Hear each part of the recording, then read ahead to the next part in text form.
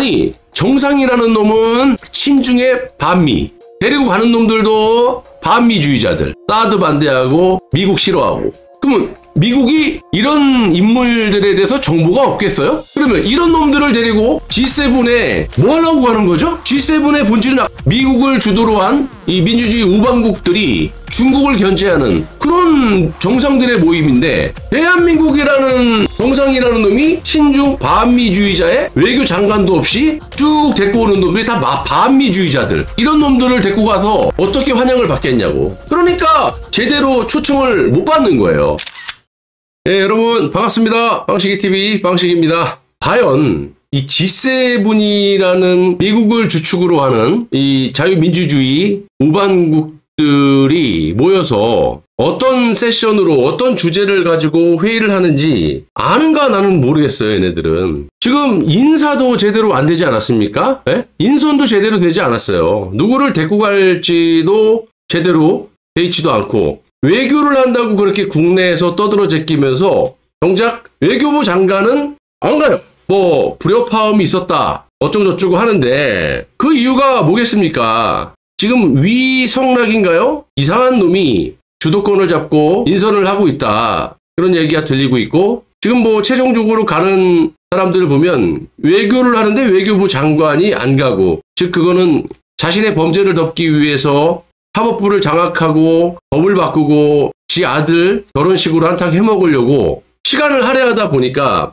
정작 이 G7에 대한 뭐 지식도 없을 뿐만이 아니라 준비를 전혀 안 하고 있었던 거예요. 그러다 보니까 외교부 장관도 없는 외교를 한다고 깝죽대고 있고, 또 데리고 간다라는 인간들이 G7이라는 그 정상들은 모여서 반중 아닙니까? 중국의 견제를 받고 중국의 폐악질을 갖다가 비판하는 그런 행사인데, 이 친중 셰셰 이재명을 비롯한 나머지 지금 가는 애들이 반미주의자들이야. 미국을 주도로 하는 자유국가들, 우방국들이 중국을 견제하기 위해서 G7 행사를 열고 정상회의를 하는데 발언권도 없이 그냥 입속으로 가는 건지도 나는 모두 처먹고 자는데도 이야기나 했는지 모르겠어요. 그런 것들이 주최 측에서 제공이 되지 않다 보니까 딱 맞춰서 가는 게 아닌가?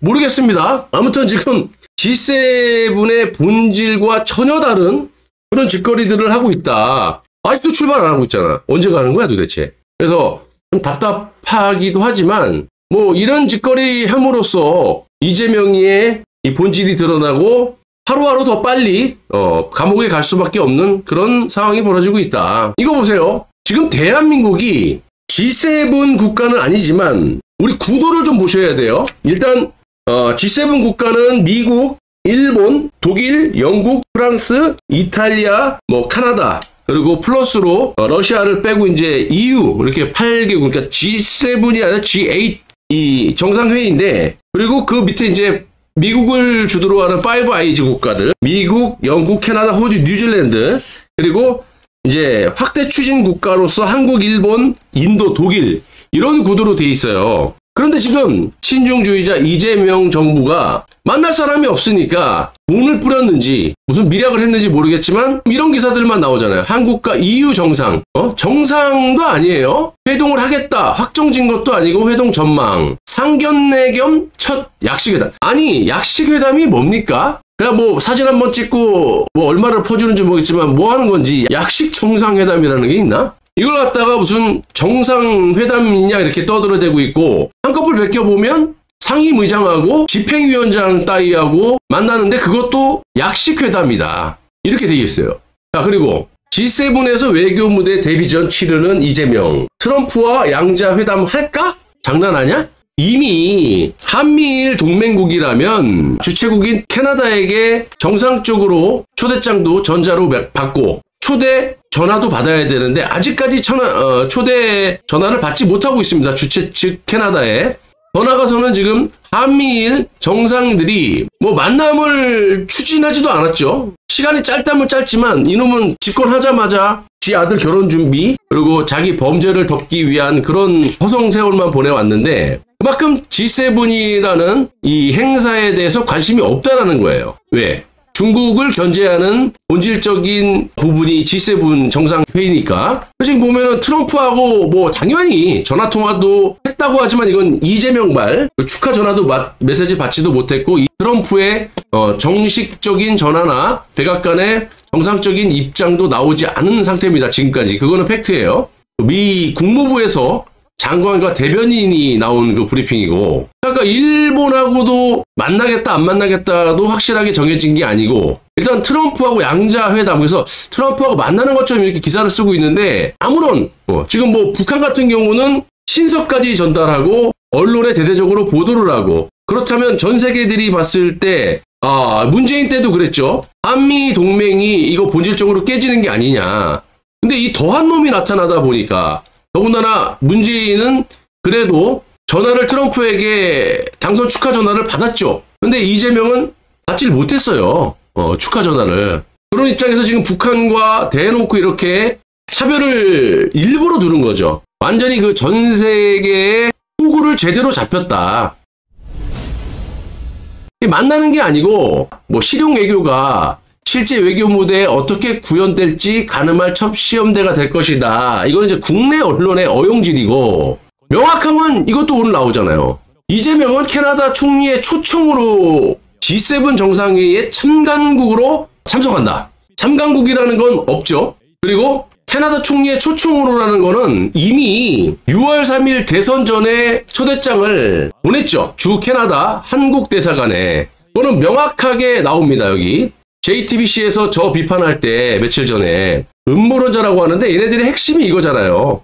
마지막에 얘네들이 주장하는 게 이겁니다. 뭐가 음모론인지 모르겠습니다. G7 정상회의 초청 공식 홈페이지 나오지 않았다라는 등의 이유로 일부 유튜버들은 거짓이라고 주장했지만, 캐나다 정부로부터 초청장을 직접 전달받은 것, 그러니까 직접 이재명이 전달받은 게 아니라 주 캐나다 한국 대사관의 공지를 통해 이재명이 참석한다고 밝혔다. 그러니까 6월 3일 이전에 이재명이가 대통령이 될지 김문수가 될지 모르는, 그리고 미국의 우방국인 캐나다가 주최했을 때 당연히 대한민국은 초청 대상국이죠. 그렇게 해왔고, 근데 이재명이가 덜썩 당선이 되다 보니까 지금까지도 주최국인 캐나다 총리의 전화 통화를 못 받고 있는 유일한 국가가 대한민국이다. 즉 그러면 한국 대사관에 던져놓은 초청장을 지난 토요일 날, 이것도 말이 안 되잖아요. 누가 다른 나라 쉬는 연휴 때 초청장을 보냅니까? 그래서 제가 이 윤석열 대통령이 바이든에게 받은 전자 이 초청장을 보여드리지 않았습니까? 누가 요즘에 우체부를 통해서 무슨 인편으로 보냅니까? 근데 이재명은 그걸 받지 못했다. 이미 한국 대사관에 던져놓은 초청장을 가지고 지가 마치 초청을 받은 것 마냥. 근데 핵심은 G7 정상회의에 가기는 가는데 참관국, 옵저버 자격으로. 이거는 뭐냐? 제가 말씀드렸다시피 크게 이렇게 세 개로 나눠지지 않습니까? 공식 구분, 그리고 권한. 회원국은 아까 말씀드렸던 G7 플러스 1, G8. 여기 미국, 일본, 독일, 프랑스, 영국, 이탈리아, 캐나다, EU 정상들. 이 정상들은 발언권이 있고 의결권이 있습니다.